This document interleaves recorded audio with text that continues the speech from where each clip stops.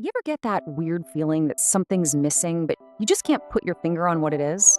Well, today, we're going to dive deep into a monster that takes that little bit of unease and cranks it up into a full-blown nightmare. Just let that sink in for a second. Imagine waking up and finding proof, cold, hard proof of a friend you have absolutely no memory of. A ghost that lives only in your blind spot. This isn't just a spooky story, it's a symptom. It's the calling card for a very, very specific kind of horror. And that's the big question, isn't it? I mean, it feels impossible. Our memories, our friends, they're what make us who we are.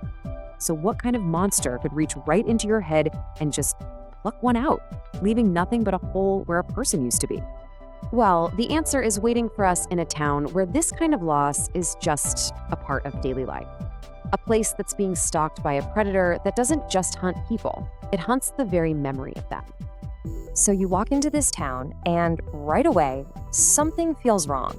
It's just too quiet. You see entire streets of empty, crumbling houses, but when you ask the locals, they just shrug and say they've always been that way. The whole place has the shape of a community, but the people, the life, it's just gone.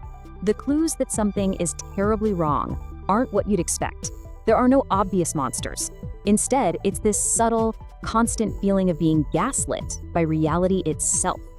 The innkeeper mourns a husband she swears she never had. You see people trip over an invisible obstacle right in the middle of the street. It's like the world itself is glitching. And the source of all this confusion, this town-wide amnesia, it's a creature that's been looming over them the whole time, completely invisible to their minds.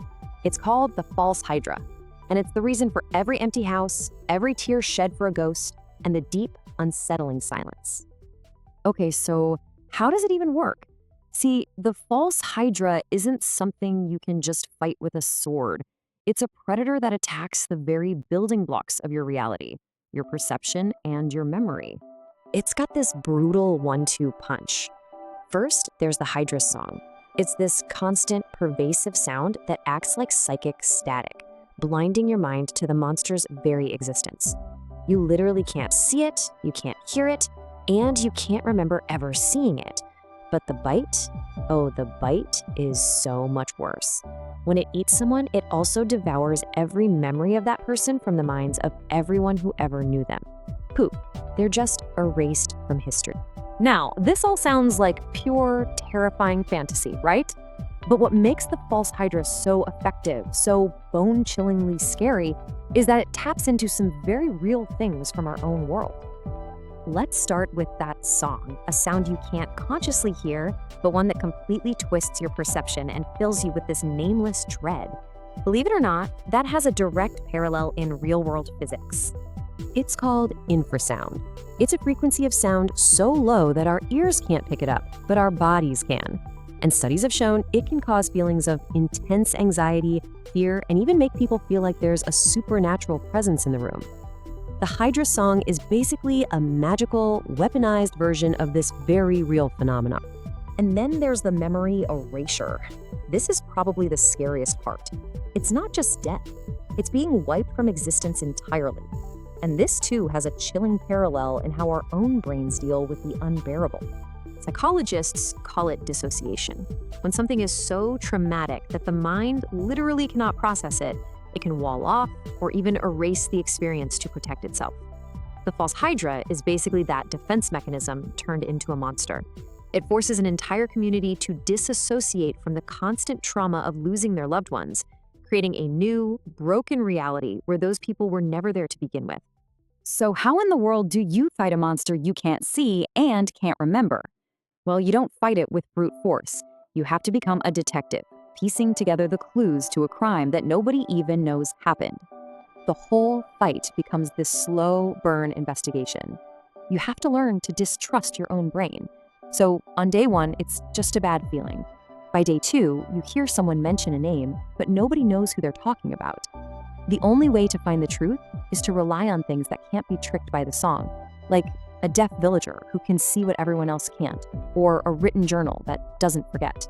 This leads to some incredibly clever and desperate solutions. You might see players literally plugging their ears with wax, deafening themselves, just so they can finally break the song's hold and see the monster in front of them. You have to treat your own memory as an unreliable narrator and trust only the physical proof. It's a fight for objective reality itself. But what happens when you finally kill it? When the song stops? The sudden silence is absolutely deafening. And in that silence, everything comes flooding back. Victory isn't a celebration. It's an avalanche of pure grief. Every forgotten husband, wife, child, and friend suddenly rushes back into everyone's minds. The entire town is slammed with years, maybe decades of loss all at once. That hole in the town's heart is finally felt, and the pain is just overwhelming.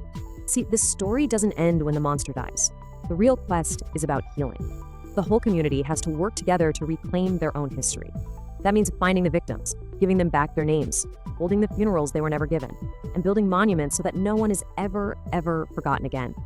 And this right here is a perfect example of something psychologists call post-traumatic meaning-making. It's the process we all go through to make sense of a tragedy. By creating these shared rituals, funerals, monuments, stories, the community takes this horrific experience and weaves it back into their shared identity, which is how they start to heal. Ultimately, that's what makes the False Hydra so unforgettable. It creates a genuine, painful sense of loss for something you never even knew you had. It's like a phantom limb, but for your heart. It's a truly profound and personal kind of horror. So I'll leave you with this question to chew on. Is the scariest monster the one with claws and fangs that you can see coming? Or is it the one that can steal your deepest losses, leaving you with only the ghost of grief for people you can't even remember to miss?